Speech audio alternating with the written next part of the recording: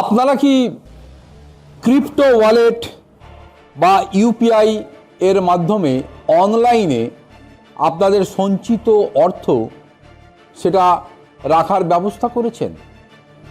আচ্ছা, ধরুন আপনার পরিবারের অন্যান্য যে সমস্ত সদস্য রয়েছে তারা যদি এই অনলাইন ট্রানজাকশনের মাধ্যমে তারা এই নির্দিষ্ট ওয়ালেটগুলোতে টাকা রাখার ব্যবস্থা করে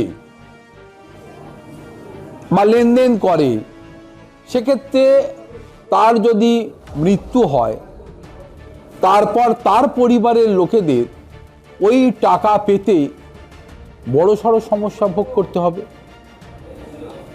এমনকি আপনিও যে টাকা রাখছেন ওই ইউপিআই বা ক্রিপ্টোকারেন্সির মাধ্যমে, আপনারও যদি ভালো মন্দ কিছু একটা হয়ে যায়, সেক্ষেত্রে একবারও কি ভেবে দেখেছেন যে আপনার পরিবারের সদস্যরা যদি আপনার ওই টাকার ফেরত পেতে চায় তাহলে কতটা কাঠখড় পোড়াতে হতে পারে?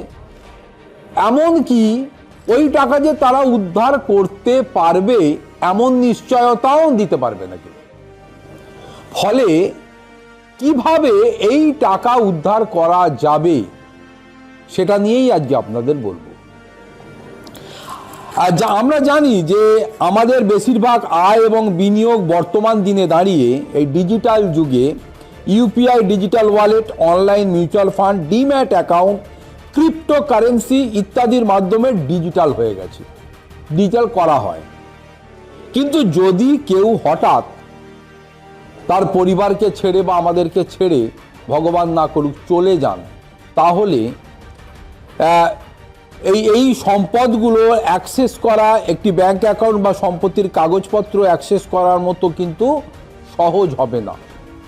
ফলে বড় সড়ো একটা প্রক্রিয়ার মধ্যে দিয়ে যেতে হবে, সেখানে সময় লাগবে, সেখানে কাগজপত্র জোগাড় করতে হবে, এই বিষয়গুলো থাকবে।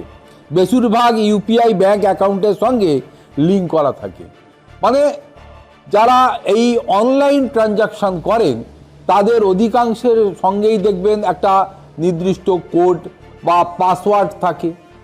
তারা মোবাইল নাম্বারের মাধ্যমে মোবাইল অ্যাক্সেস করা থাকে, ফলে তারা ওই সিক্রেটসিটা মেনটেন করে।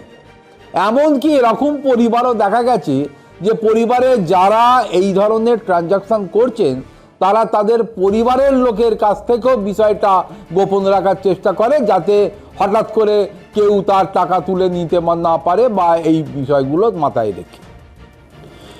এবং এক্ষেত্রে ইউপিআই অ্যাপগুলো আপনার মোবাইল নম্বর, ফোন নম্বরের সঙ্গে লিঙ্ক করা থাকায় আপনি যদি আপনার পাসওয়ার্ড, ওটিপি না জানেন তবে লগ ইন করা অসম্ভব হয়ে যায়।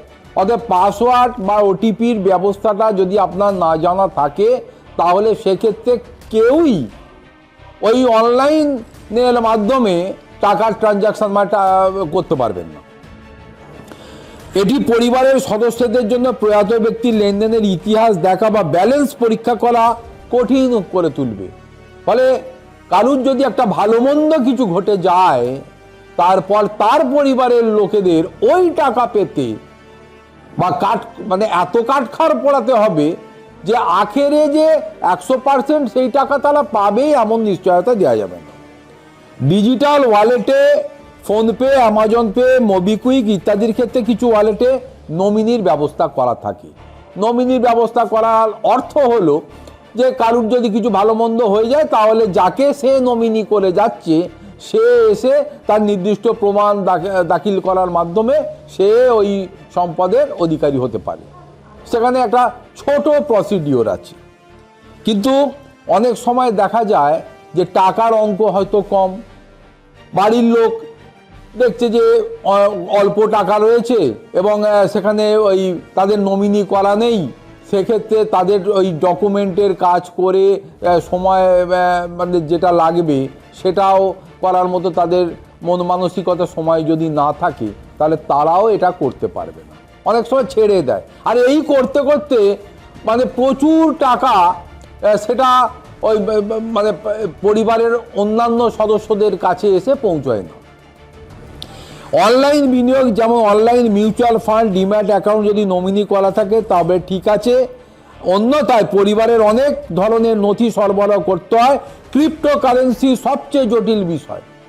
এই যতগুলো এই ডিম্যাট অ্যাকাউন্ট মানে সহ বিভিন্ন বিষয়গুলো রয়েছে অনলাইন ট্রানজাকশানের, সেক্ষেত্রে এই ক্রিপ্টোকারেন্সির সব থেকে জটিল প্রক্রিয়া। এবং বেশিরভাগ ক্রিপ্টো এক্সচেঞ্জ উত্তরাধিকারের জন্য কোনো স্পষ্ট নিয়ম নেই। প্রাইভেট কি বা লগ ইন তথ্য হারিয়ে গেলে ক্রিপ্টো সম্পদ পুনরুদ্ধার করা এক প্রকার অসম্ভব। এমন কোনো হেল্পলাইন নেই যা এক্সচেঞ্জ লগ ইন বা কি পুনরুদ্ধার করতে পারে।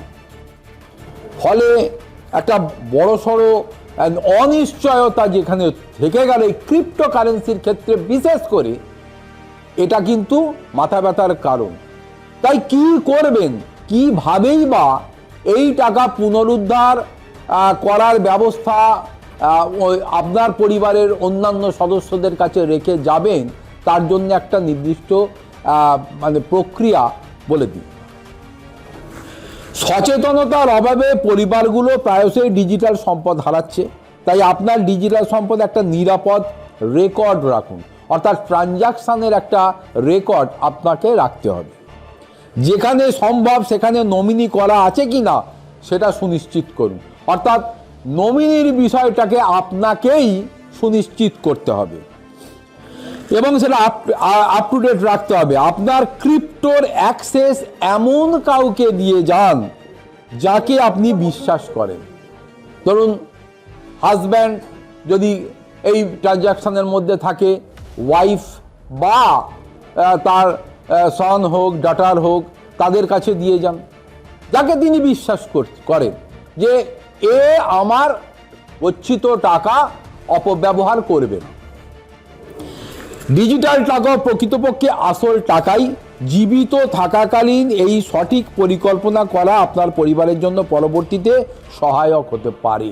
অর্থাৎ দুটো বিষয়ের কথা মাথায় রাখবেন, অন্তত যারা অনলাইন ট্রানজাকশনে টাকা রাখছেন বা ক্রিপ্টোকারেন্সি ইউজ করছেন, তারা তাদের লেনদেনের পাসওয়ার্ড বা এই জাতীয় যা যা সিক্রেট বিষয়গুলো আছে, সেই অপারেশনাল বিষয়টা একজন তার পরিবারের বিশ্বস্ত কারুকে পুরোটা জানিয়ে যাবেন, তার কাছে রেখে দেবেন, যে আপনার যদি হঠাৎ করে ভালো মন্দ কিছু ঘটে যায় তারা যাতে ওই টাকাটা অ্যাক্সেস করে নিতে পারে। এবং নমিনির বিষয়টাকেও আপনার নিশ্চিত করতে হবে। তবেই অনলাইন ট্রানজাকশানের মাধ্যমে যে টাকার লেনদেন আপনি করবেন, আপনারও বর্তমানে ওই টাকা আপনার পরিবারের মানুষের জন্য সুরক্ষিত থাকবে এবং তারা ফেরত পাবে। বিষয়টা মাথায় রাখুন।